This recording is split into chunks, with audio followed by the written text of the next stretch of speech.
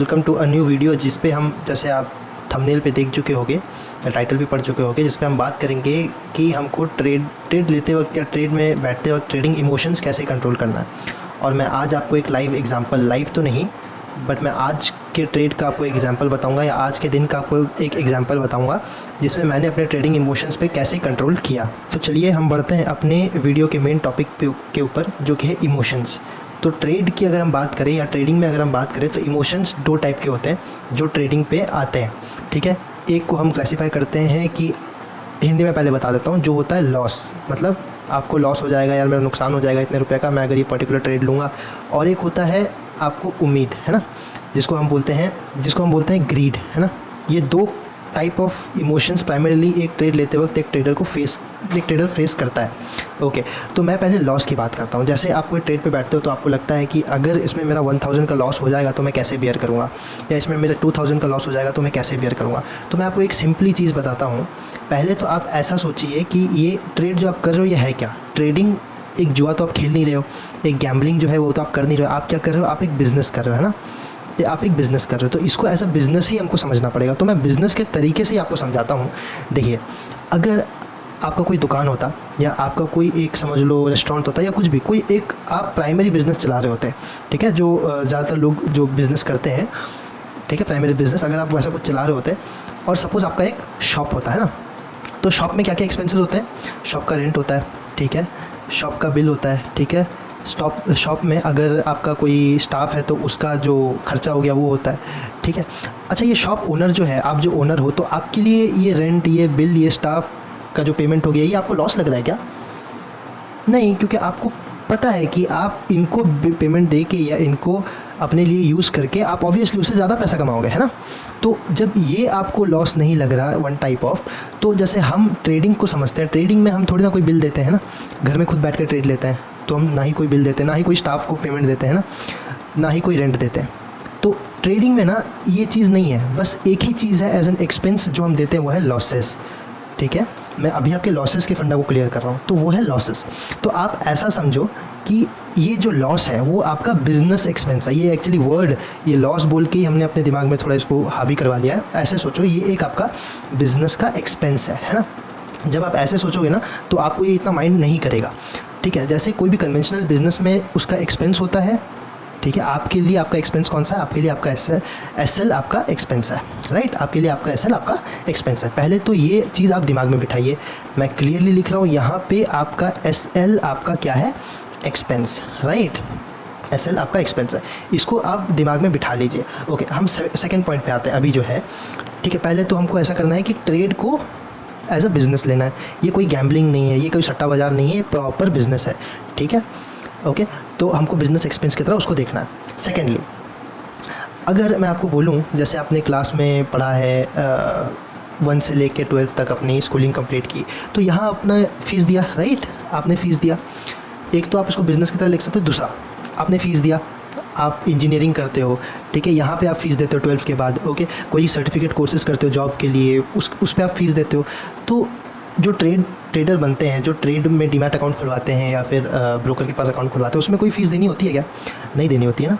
तो बहुत से लोग क्या करते हैं, बहुत से लोग ट्रेडिंग को खुद सीखते हैं, दे लर्न बाय देमसेल्फ, है ना, दे लर्न बाय देमसेल्फ। या तो बहुत मिनिमल लोगों को मैं देखा हूँ जो कोई कोर्स लेते हैं तो उनका तो फ़ीस चलो पहले से ही डिफाइंड है, और जो खुद से सीखते हैं ना उनका, आपका तो अभी तक वो पर्टिकुलर चीज़ सीखने में पैसा लगा नहीं है। तो आपके लिए ये सजेशन होगा कि आप आपके लॉसेस को, एसएल्स को एज अ ट्यूशन एक्सपेंस या फिर फ़ीस समझो।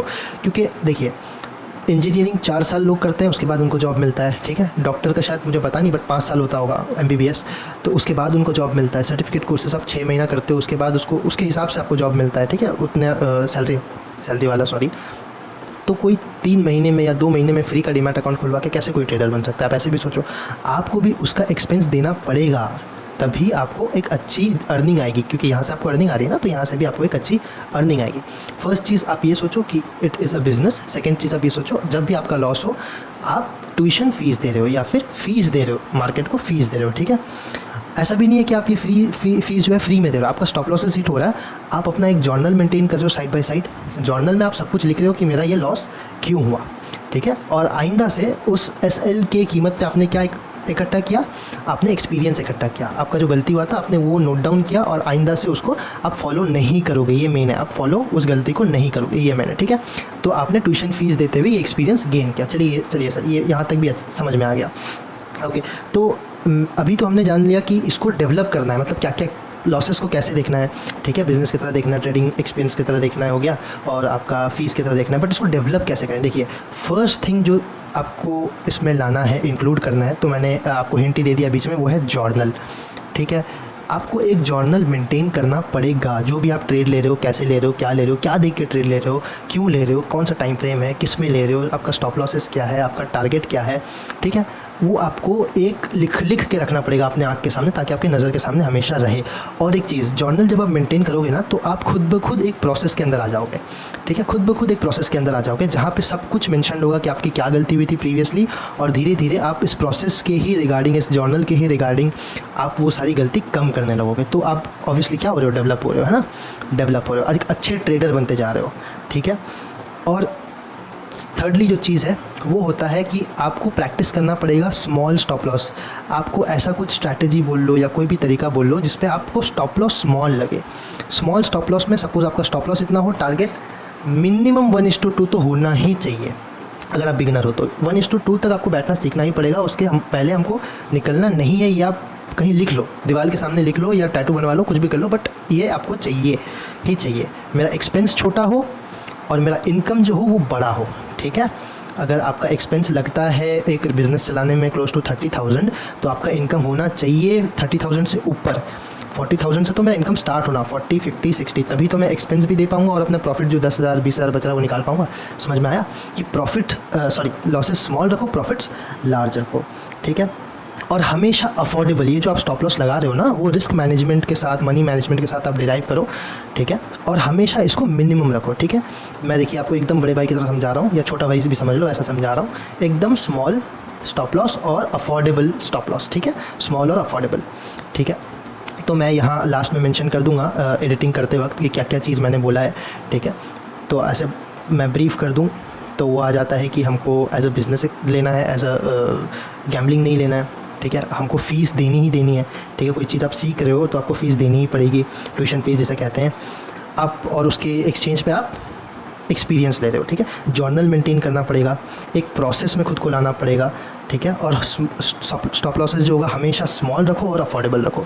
तो मैं ये बोल रहा था स्टार्टिंग में, वीडियो अभी रैपअप करते हैं, बस ये बात बता के कि देखिए आज का जो दिन था ना, मैं इसको पहले हटाता हूँ, ओके। आज का जो दिन था ये पूरा अभी मैं एक काम करता हूँ, 5 मिनट्स में आता हूँ। ये देखिए मार्केट जब गैप अप खुला, गैप अप खुलते हुए मैंने पहली बात तो आज मैंने एक भी ट्रेड नहीं लिया। क्यों?